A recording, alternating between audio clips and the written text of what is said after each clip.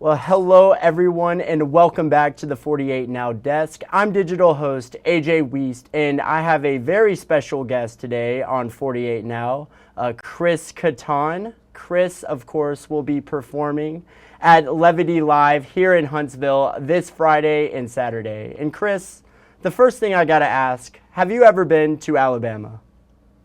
I was there years ago, and it's beautiful. It's a great place. Yeah, I don't know how hot it is, how hot it's gonna be, but hopefully it won't be. Yes, fortunately, I believe this weekend it should be a little bit cooler. But I agree. I'm very new to North Alabama, and I Uh-huh. agree it is very, very pretty up here. So I'm Yeah. enjoying it for sure. What inspired you to get involved in comedy, or what are some of your comic influences growing up? Well, what inspired me was the fact that, being in school when you grow up, you're always trying to find that thing that you have that makes you special or gets you attention from other kids. And I was performing in a pep assembly, and I did an impression of one of the teachers, and it was a big hit, and that made me get some eyeballs, and so that was my calling. I found out that this was easier than I thought. Try to be funny, and that's what really was the reason as to why. So I just kept doing funny things, doing impressions and sketches and these pep assemblies in high school, and that's what I stuck with. So that happened before sports, and it happened before drawing or something like that. So that seemed to be my calling. Very much so. And you speak on those pep assemblies you were part of. Earlier in your career, you were part of a comedy troupe. It was called The Groundlings. Can you speak a Yes. little on that? Yeah, well, they're a terrific improv comedy troupe on the West Coast in Los Angeles. They're equivalent to like Second City is in Chicago. And without them, I wouldn't know anything. I would know very little about comedy. They taught me how to write, and they taught me how to do character study and create characters. And I owe them, everything for what they taught me, honestly, because without them, I wouldn't be doing what I am doing today. Yes, sir. What would you say, Chris, you enjoy the most about the live aspect of comedy?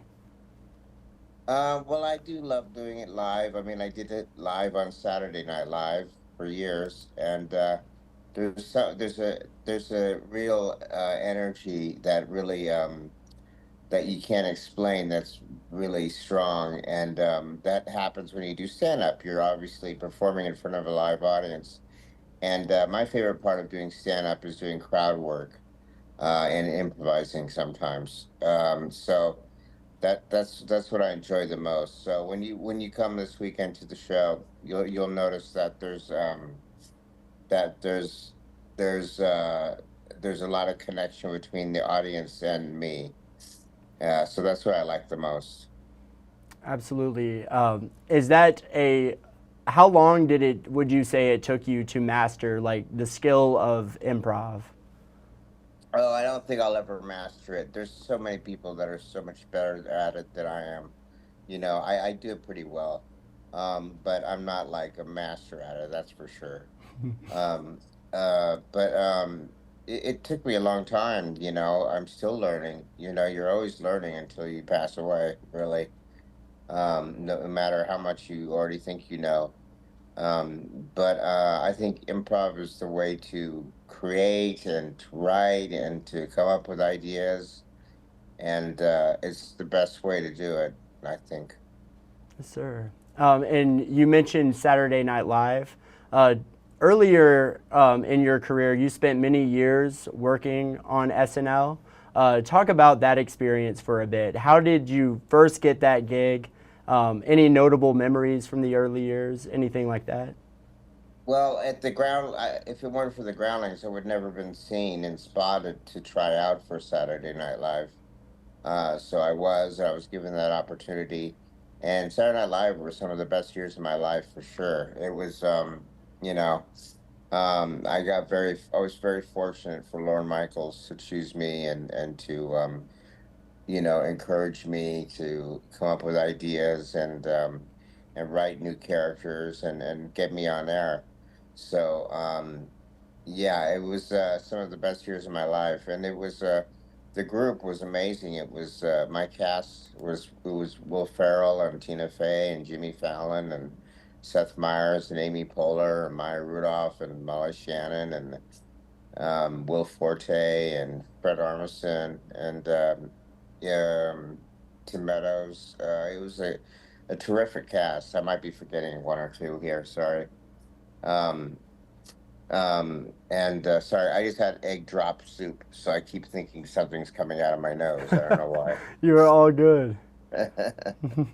But yeah, so without the graphics, I wouldn't know. But Saturday Night Live, again, the connection with the audience, you don't know how well you're doing unless you're getting laughs or a response from the audience. Sir. And now in 2024, we're seeing people make it to SNL from the social media app TikTok. Can you speak a little about TikTok, and do you foresee this being a trend moving forward? People getting their start from online platforms such as TikTok. Well, it's definitely more than a trend. I mean, it's happening. I don't think it's going away anytime soon. I think it's going to be here for a long time, unless there's some new hologram TikTok or something that people will use, which is, I'm sure, just around the corner. But yeah, TikTok is yeah, I know a lot of people. That's not what I did. We didn't have YouTube back when I auditioned or TikTok or Mm-hmm. anything like that. So we were flown in and we auditioned live in front of a couple producers. Very nice. I know this year is SNL's 50th anniversary. It Would is. you absolutely? Would you happen to be involved in the 50th season at all? As far as I know, I mean, I hope so. I don't know how much. I got a little invite in the in mail, so we'll see what entails. I'm sure it'll be big. I mean, we had the 40th anniversary, and that was huge. It was like everyone you could think of was there. Like Prince and Bono, and I mean, it was just like, and every cast member that's ever been on the show in a 40-year span was there that night. So it'll be the same, I'm sure. Every guest host that's been there for a 50-year span will probably be there that night as well. So I'm really looking forward to it. I think it'll be a blast, and it'll be like a homecoming reunion as well. And I'm looking forward to that too, to see everybody again. That is super exciting. I'm definitely looking forward to seeing it. But Yeah. what is it about SNL that's given it so much staying power for 50 years now? Well, there's nothing like it on television, and it's always stood strong. And they've always kept it fresh. They can report a story that happened on Saturday, and then it's there on Weekend Update same day. The same power is also they just keep up with the news and they keep up with the current events. And the idea itself to have a guest host, that's very popular at the time, and a musical guest is really brilliant. And it's been working since day one. So they stuck to it. So it's pretty incredible. There's nothing like it. So there's always a surprise. Yes, sir. And apart from SNL, you also starred in countless films and TV shows. Out of all of them, what would you say some of your favorite roles you've taken on are? Well, there was a movie called Undercover Brother where I got to play the bad guy, Mr. Feather. And I got to do a dance scene in that movie Mhm. with the James Brown, and that was pretty cool. Night at the Roxbury, Corky Romano. There's a bunch of films that I did that I was that was a great experience. You know, it was really just fantastic. I've been very fortunate, very blessed to have had the work that I did. Yes, sir. I know me personally, I grew up watching The Middle actually with my mom. Oh yeah. That was, we looked forward to it every single week. I remember it would always air at 8 on, I believe, ABC. And Uh-huh. yeah, that was, I remember you played the role Bob. And That's right. that was one of my favorite things growing up was watching The Middle. And I always looked forward to it. So that was Oh, a role thank I you. really enjoyed. Yes, sir. But who have been some of your favorite people you've gotten to work with, looking back at your career over the years? Oh, that's a big loaded question because there's so many people to choose from. That's very hard because everyone that hosted SNL had some quality of just, not just being funny, but showing that they could be really funny and very talented, much more talented than you'd ever seen. We've had like a Charlize Theron or someone who showed that they have so many other talents and you never would have known had it not been for their appearance on Saturday Night Live. And it's also cool when the musical guest gets involved. That's always fun. Do you have a comedy show in the past that you performed that you're especially proud of? Uh, Gee, a comedy show. Well, you mentioned The Middle. I mean, that was a great sitcom to be on. And That was a great cast. And to work for ABC was a dream. Yeah, I think that and Saturday Night Live, but you can't beat Saturday Night Live. It's just nothing like it. So it was so much fun. I wouldn't trade it for the world. Yes, sir. Truly nothing like it, that is for sure. For anyone who might be watching, looking to break into the comedy or the TV film industry, what is some advice you'd give to them? Um, Try to find something unique about yourself that makes you different than other people. And if it's similar, try to find a way of making it not similar. So that way you draw more eyeballs to show that you could do a lot more than what people might assume you can do. And now that we have, like you mentioned, TikTok, I guess you Mhm. got to do it pretty quickly because there's not much time in a TikTok video. Um, yeah, I would say, yeah, that's what I would say. Sure. Very good advice there. Absolutely. How has comedy changed throughout the course of your career?